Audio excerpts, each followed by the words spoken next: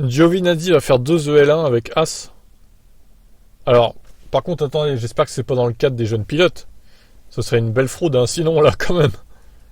As n'a pas encore fait rouler de jeunes pilotes et les roulages de Giovinazzi ne se feront pas en ce sens. Oui, merci. Hein.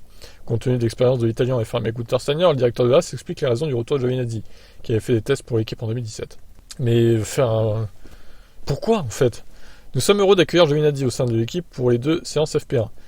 Et Ferrari était désireux de donner à Antonio un peu plus de temps de siège dans une voiture de F1 actuelle sur un week-end de course. On était naturellement heureux d'aider. On a bénéficié d'une situation similaire en 2017 avec Antonio et Ferrari. La nette différence avec cette époque et aujourd'hui étant l'expérience qu'il aura acquise pendant les 3 saisons précédentes en F1 et les retours qu'il pourra nous donner en Italie et en Amérique. Je suis impatient de revoir Antonio et de l'avoir de nouveau dans le paddock avec nous. Ah, ça pue. Je sens qu'il va revenir en F1 lui. On va pas être prêt là. Hein. Je suis très heureux d'avoir la chance de piloter à nouveau dans des séances officielles en F1. Donc attendez, c'est quel circuit en fait? Grand Prix d'Italie, bon ouais, logique, ok. Et Grand Prix des US. D'accord, ok. Outre le pilotage en simulateur, il est important de tester la voiture. J'ai hâte de remettre ma combinaison et mon casque. Ce sera l'occasion de prendre confiance avec les voitures de nouvelle génération.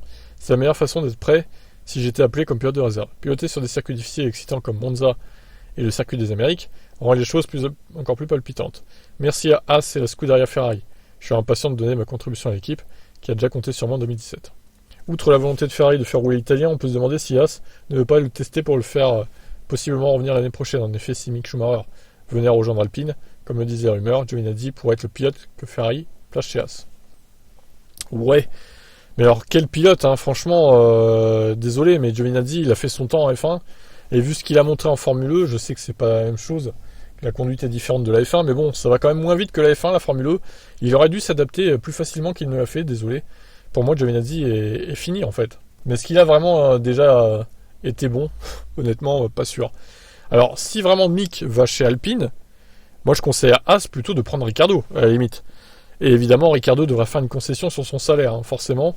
C'est soit ça, soit la retraite pour lui en même temps. Donc je pense qu'il fera une concession. Mais voilà. Donc bon, c'est assez étonnant. Je vous avoue que si il remplace Mick, s'il vire Mick pour mettre Giovinazzi, par contre là, ça va pas être drôle. Et ça serait vraiment du gâchis, clairement. Vous en pensez quoi, vous? Ciao.